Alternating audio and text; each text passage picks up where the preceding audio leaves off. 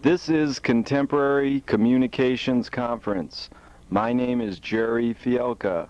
Today we welcome Bob Dobbs and David Wilson from the Museum of Jurassic Technology.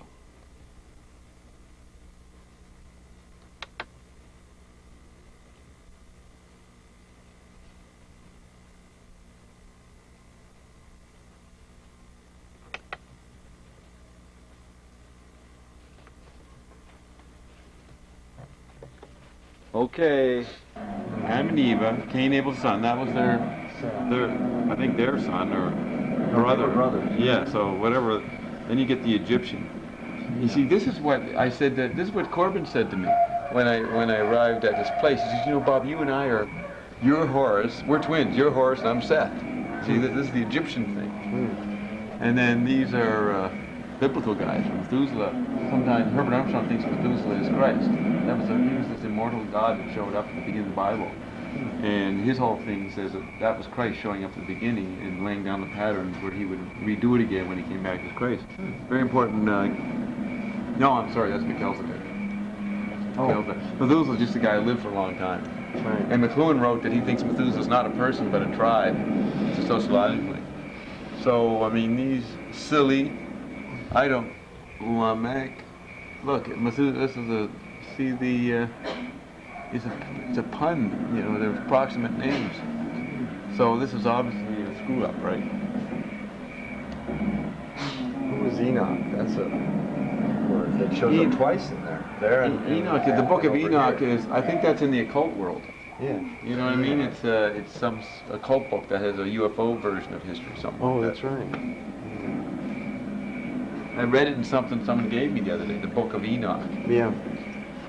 And what's this thing with Noah's? What are they talking about? Noah's Ark? But it's a coffin. They're saying that's the Noah's Ark. Oh, And I have an actual. it is a coffin. I was just checking my my archives, and I know exactly what the Noah's Ark is, and which one is which, and that. So this is a Noah's Ark. So I'm glad I checked that out before I came. But is that Noah's Ark or something they kind of... Well, Noah's Ark is in the museum. Remember this?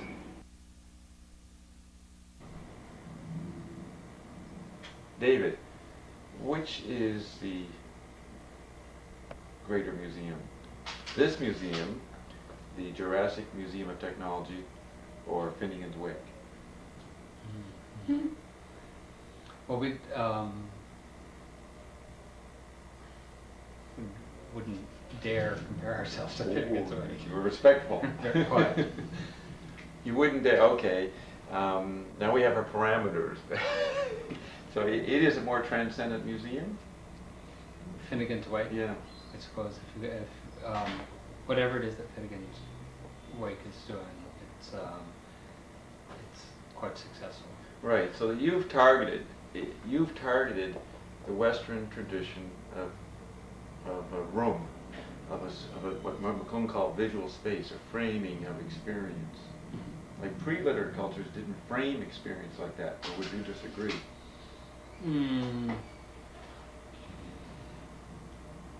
Well, I can understand.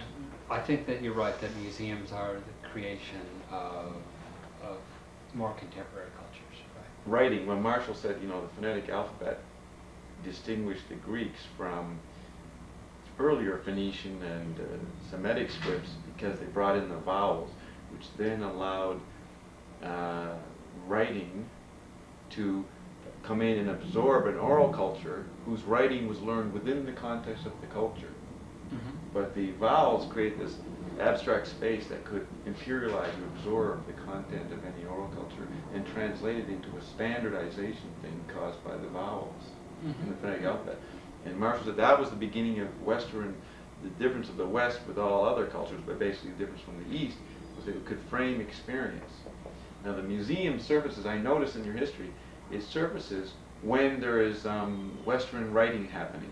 Like in the Dark Ages when paper disappeared and there wasn't writing, the museums disappeared, the Alexandrian museums, but then the monks who were still writers, they had a sense of preserving visual space. Right, and preserve and at least fulfilled that function. Yeah.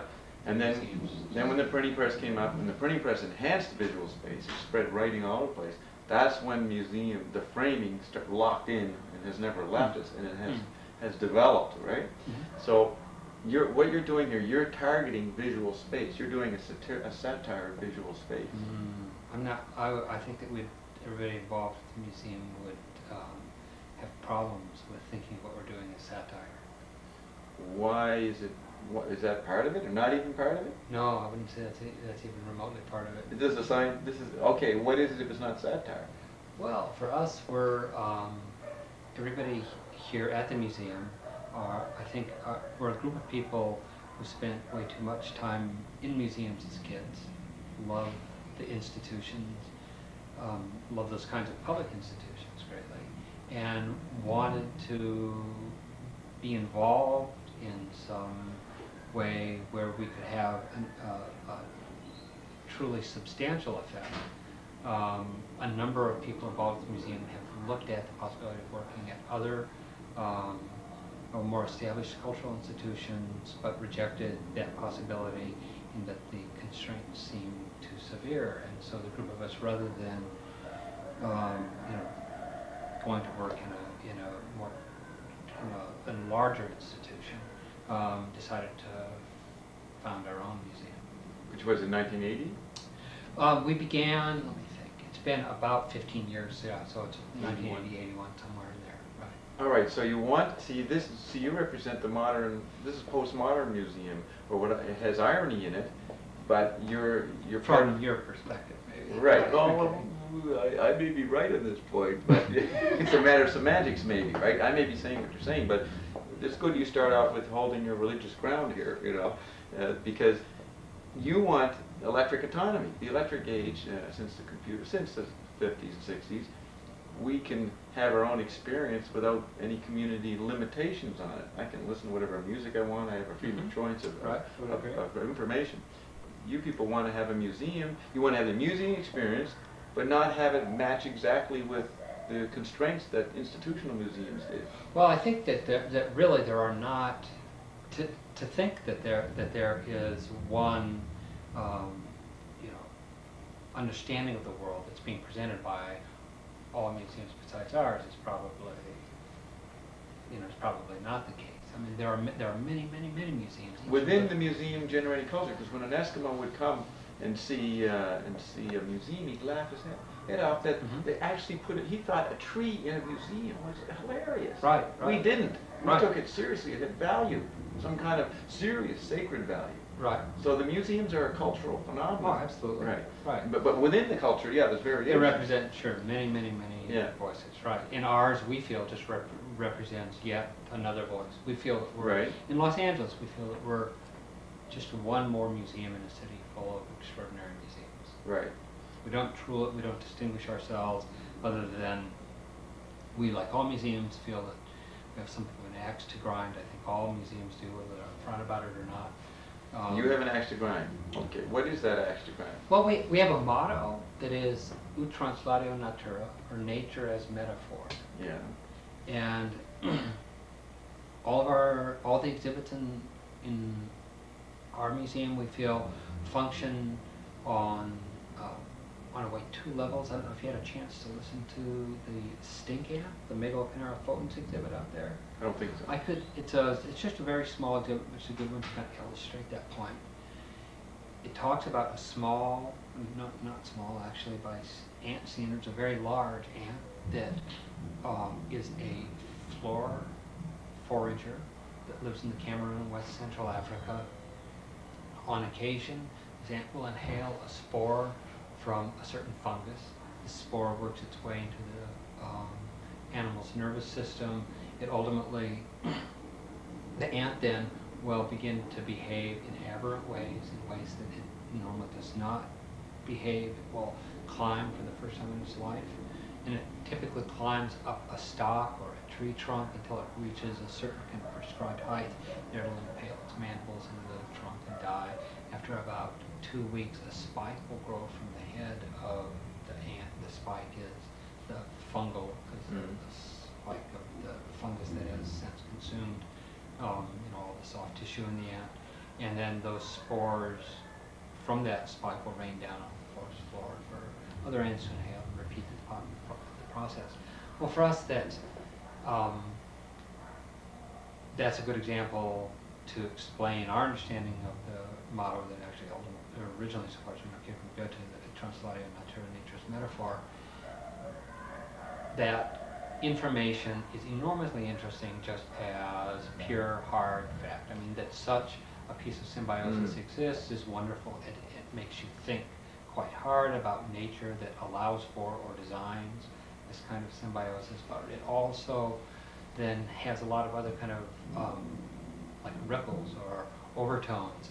We feel ourselves oftentimes like we are that ant. It's as if we've inhaled some, something that's causing us to behave in what are by most standards irrational ways. I mean, it doesn't really make sense to do what we're doing. Let me inject. So it's the analogical mirrors. Nature is a mirror of human things, human institutions, which are technologies. Well, human, but also natural. In other words, so it's nature as metaphor, Mirror of our activities. That is what we understand by Translation Natura is that all experience or all phenomena, natural, including then human endeavors, can be understood metaphorically as well as in their more literal sense. And so you're saying culture is nature? Well, yes, we're not making a distinction between culture and nature there. It's that humans in their endeavors are, clearly an extension of nature. I mean, right. They have an order, a geometry, a symmetry of beauty that nature has. Mm-hmm. Right. So if there's no difference, then what's the mirror? Because a mirror sort of implies a difference. You're looking at it's a split, isn't it? If there's no difference between nature and culture, then what's the... Yeah, then why do we have a mirror? The thing that we're interested in understanding is that all phenomena can be understood metaphorically as well as literally. Not metaphorically means within human terms. It means that there are ways of understanding what happens, whether in nature or in culture, that suggest that have overtones. All phenomena or meaning. Or meanings, right. And that then gets into cognition. So in a sense, who's the meaninger? Who's the one who's getting the meaning? Is it the human or our minds? Or right. Okay, so then that's the question of memory and cognition. Sonnabend working it out. Right. And I mean, the conic sections are the key point that Newton used to develop the laws of nature, the laws of force. And you have Sonnabend using a metaphor, but it's a metaphor back to mathematics. Right. So that's why you guys are I don't mean satire as disrespectful, but you're ironic. You're showing what the Western world has done, and the Western museum motif has disappeared. So all we can do is look at an ironic replay of it here at the Jurassic, the disappeared point. Well, a thing that we find is that there are people from all walks of life come to the museum.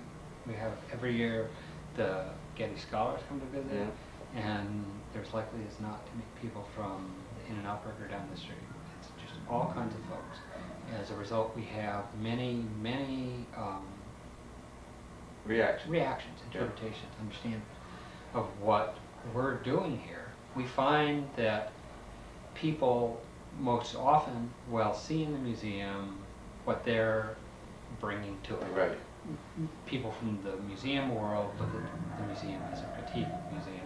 Right, which is sort of what I'm slamming at right now. I suppose people then from the sciences think that critique of science? Well, as in some way relating to science or a comment in some way on science. Yeah, it's ironic. It's a way to give people a perspective on what they do temporarily, or a mirror, I guess. Right?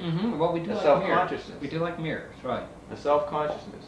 Now what's interesting is that technology gives us when you watch TV or listen to radio, or even if you hear your voice in a tape recorder, it makes you self-conscious. So collectively, media. It mediates. Yeah, right. Mediate. And technology is mediation, which gets to the question of where's the difference between culture and nature. But well, I like the way you say Jurassic Museum. Is it the Museum of Jurassic Technology? Museum of Jurassic Technology. Which implies that technology is dead, or is finished. But it could mean that it's technologies from the Jurassic period that you guys are documenting. So there's two meanings there. But if we're constantly in an environment where news and information is blasting at us that isn't really followed up on, unless you take time and go and look at a newspaper microfilm or something, and even then the stories will lead to who knows where, then how can, I mean, Jules Pfeiffer did a cartoon in the 80s on the amnesia taking over American citizens, because they live in a world that doesn't remember in the present. Everything is being recorded and preserved somewhere, but everybody has to react to the present, which every day is being stumped on or dumped on you. So there's collective cognition and private cognition becomes a problem. To me, you're commenting on that, on the whole effort of preserving something. And I don't think that we'd necessarily agree, but we value your understanding and interpretation. Yeah. So did you mean you don't mean? I don't think you meant Jurassic. That technology had disappeared. You didn't. My meaning, you'd not thought of it in the title. When our title basically came from at the outset of this endeavor, an extraordinary woman named Mary Rose Cannon from Pasadena donated to us a very large collection of just oddities, artifacts, curios that she had inherited from her grandfather, who had, by actually dubious means, come on these artifacts, or he had taken over these artifacts from two botanists or gardeners who had lived in southwestern Nebraska in the teens and 20s. Yeah. A couple of people named Owen Thumb and Owen Thumb. They were a father and son. And in their botanical work, they had begun in their travels to get plant specimens and the like. They also started to collect all kinds of other things, much in the way, or in a similar fashion to the way that that noble cabinets of curiosities were put together in the 16th and 17th century without having any sense that this was a tradition. These two gardeners were doing almost the identical thing, and then they collected these extraordinary things and then exhibited them to the world at large at a place called Thumb's Ark, which was an abandoned schoolhouse in South Platte, Nebraska. We've got photos of it. It was a beautiful place and just meticulous inside. It was so nice. So, and they did that for a number of years, and then one thing led to another. These fell into the hands of a man named George Bilius, who was the grandfather of Mary Rose Cannon. She then donated to them the albatross terrier. It's just horrible to have to preserve and take care of these things. So she donated to them when she heard that we were beginning this project. But see, you're already beginning. You already got an idea, and then she shows up. And then she shows up, right? True, absolutely true. In and among those artifacts were many, many, many, many fossils, small. I mean, not exotic things by normal standards, but small botanical fossils from the Jurassic period, because that part of the world, western Colorado through, Nebraska. So it was literally right. It was correct. And so Jurassic in her name is an homage to the source, to this wonderful donation. And she gave you real things. Yes. And they're in the museum. Actually, we opened a branch of the museum just a little bit over a year ago in Germany, outside of Cologne, and we began with an exhibition called Artifacts from the Foundation Collection. So there are a few things here left that didn't go, but almost all of that material left. It had gone into storage anyway. We hadn't put it. It had been out of the display areas for a number of years. So who's responsible for the idea? Is there a group of you, or are you responsible? Well, the original idea was, I guess, mine, but it felt very much as if other people had parallel thoughts, because shortly Were you after, working in a museum at the time? No, I wasn't. I was actually, I worked in the film industry. I was doing model and miniature cinematography, but I had a background in the natural sciences. As an undergraduate, I did work in urban entomology, and had always looked, but with a minor in art, so I'd always wanted to find a way to make these two merge. Yeah. And so this was perfect. And it just one day became completely clear that's what I wanted to do with the rest of my life, and just began the project. Shortly after that, began just to meet people. exactly that help for you. whom this was also the right thing. And So are there people working here who've been Yes. here for 15 years? yeah, for almost 15 years, right? All right. So so you see this, what I would call your mythic stage or your fetish is the museum life. You like the museums. You said you like museums and you value them as an institution. You're an expert on their history. But then, isn't that the definition of postmodern irony? You're doing something you like with a sense of satire or comment. I suppose if you accept the fact that there's satire or comment, then what you're saying is true. But for us, we don't experience that. We have no sense in the way we conceive of, or Yeah, you take it seriously. we take it extremely seriously. And so we have no sense at all of being satirical. In fact, notions of satire and irony are, I would say, antithetical to us. We truly dislike irony. But see, And but this is what's unique. This museum is unique because it's like, do we need another museum? There's already all these museums. A serious museum. The thing is, you like acting. So you're an actor. You want to have a stage set that you can enjoy being a museumer, and run a museum. But this museum any more than any other museum Right. director? I mean, I don't know. Right, but you couldn't get to become the museum director of another museum. You'd have to get in a waiting line. You probably never could get the position, and you wouldn't want to be. No. So you wanted to be autonomous and make your own art within a museum context. See, the thing the difficulty I have there is make our own art. I don't think that any of us here think of what we're doing in any way as art. I think that people. Well, who made those little things in the eye of the needle? Well, we call ourselves a museum of natural history, history of science, and history of art. We're definitely exhibiting in that. We have in the past and will continue to exhibit art, and we're very interested in art, especially the history of art as it relates to these other disciplines. I mean, we like the crosstalk of disciplines. Right. But Now that's they were postmodern. made. That's postmodern crosstalk of disciplines. I don't know. Maybe you have a different meaning. It also, if it's postmodern, it's also 17th century. Or Right, in a 16th certain century, sense. right. Oh, absolutely. Okay, in a sense. Yeah, okay, so you're saying, but did you make those little artifacts? No. They were made by an extraordinary human being, a Soviet Armenian named Dobbs, who was. He is a real person. Quite. He's a But violinist by trade. Okay, I read in the Omni magazine article on you. They presented as if you're not sure if such a person existed.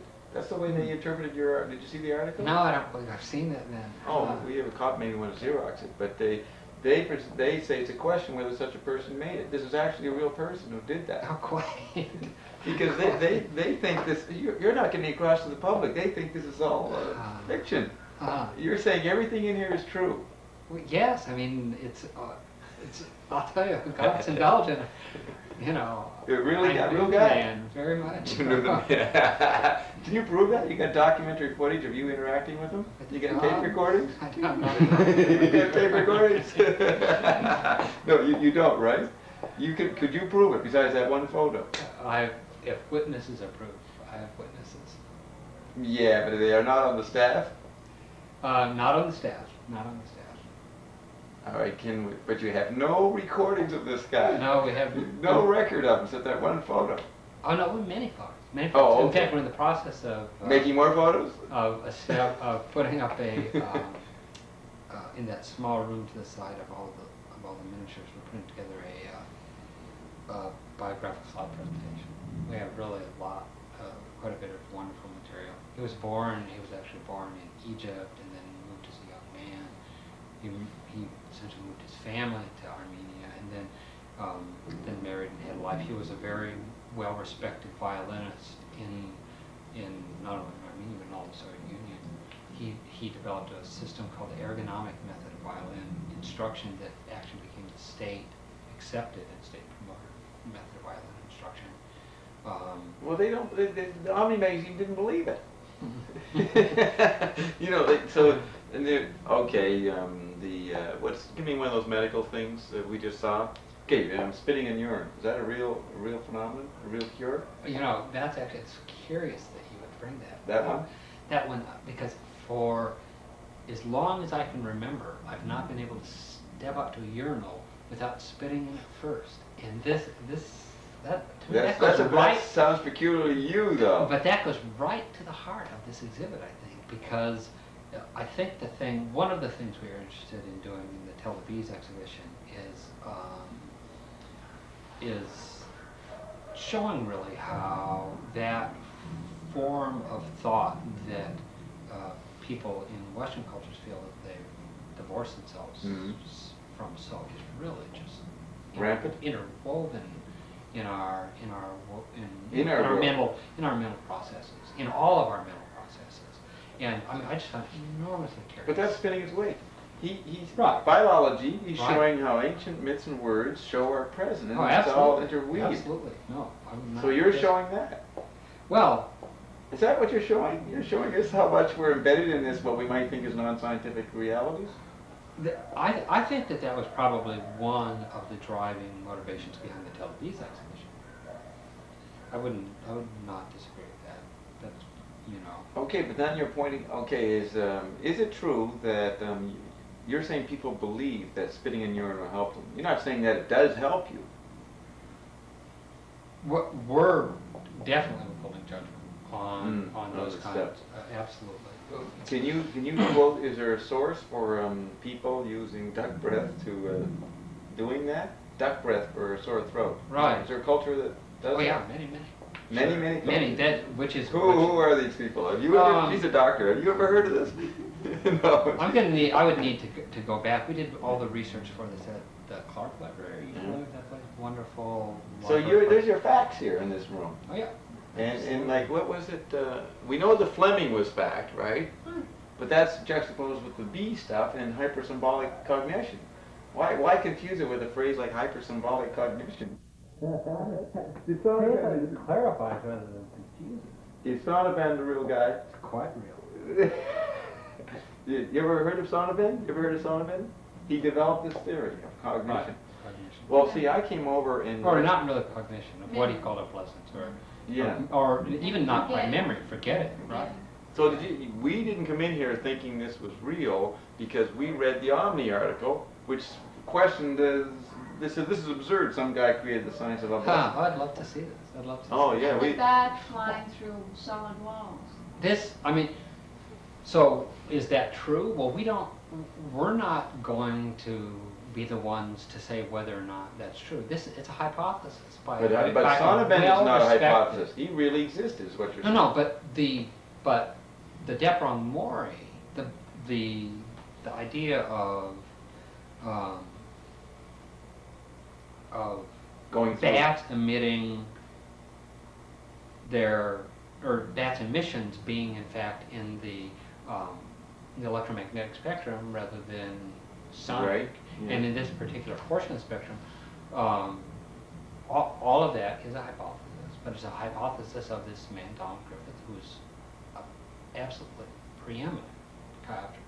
He's the man that at Harvard did all of the original work on echolocation. Before he did the work on echolocation, people thought he was nuts. He proposed that bats were using like sonar to... But he didn't say they were a devil. The devil's... No, the idea of here, exactly. Yeah. The people called the dozo, that in whose area these bats exist, called it the Deprong Mori, or the piercing devil. He calls it the Marathons, which is the terminology. He's aware of their culture and what they say. Yes. Through, I don't know if you had a chance to listen to that whole story, but through an earlier ethnologist named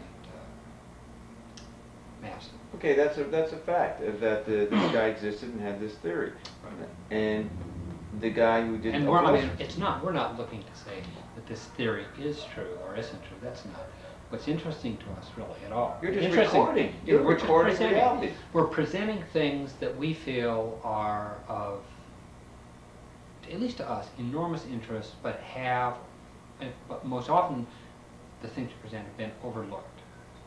Yeah, like Sonnabend existed. Sonnabend existed, and that's the theory that received some critical dialogue at the time that it came out, but then was quickly, curiously So this is a based museum on of fact. This is a museum of fact here. a fact, yeah. Wasn't that, now, this is, I don't know if people, we were biased by the article, right? Didn't you think this was a fact and fiction was the question here? Mhm. Didn't you?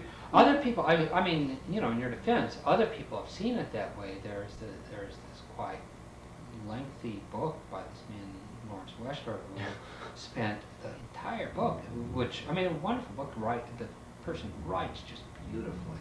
But he spent the entire book on this question of fact and fiction, where for us, it's such a kind of aside. Right, so we began with the theme, Goethe's theme, nature as metaphor. Right. Which most people think metaphor is not fact. Yeah, but I mean, to us, metaphors I think are probably the ultimate fact, or you know, metaphor. Right. So it's about, it's like, where does the metaphor begin and where does it end? Right. Most people might think, oh, Sonnabend's a metaphor. You know, they don't know that's where the fact part starts. Right. Yeah, That's the question. Yeah. How can you? Okay, if this guy writes a whole book on your museum, Right. and he doesn't understand its fact. Well, I don't know that he doesn't understand its fact, but he spent the entire time writing the book concerned with those questions. Well, he was taking, had he interviewed, knew you were working on the principle of nature's metaphor? If he knew the word metaphor was your motto, so to speak, then he could develop metaphorical ways of looking at this. Right, and he, as I recall, did not spend a lot of time on it. I mean, On what? On that, I don't think that the fact of our motto, nature's metaphor, worked into his... He just responded to this as metaphor immediately for some reason. I guess, yeah. Right. Yeah. So it's valid to you know, look at this as metaphor, which is the way I did. But the point is, we're missing the point. It's fact. Right. That you guys don't have to do any work. You're like a museum guy. You just find the artifact. Right. That's why you're not an artist. You don't invent these things. No, we don't invent them. No, we just present them. Because paradoxically, before I knew this, you're talking about as an artist, as a student or something. You did these little miniatures.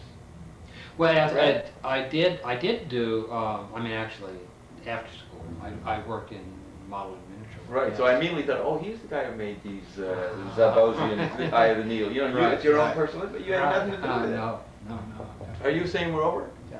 Well, we've just begun with the question. We have to come back here again and come in and look at it as fact next time. I hope so. And I hope the public will too. This is not a metaphor here. All right. Well, I appreciate you folks going by very much. Well, thanks a lot, Well, David. you bet. Thank Clarifying you. that. Thank you. Gotta come here.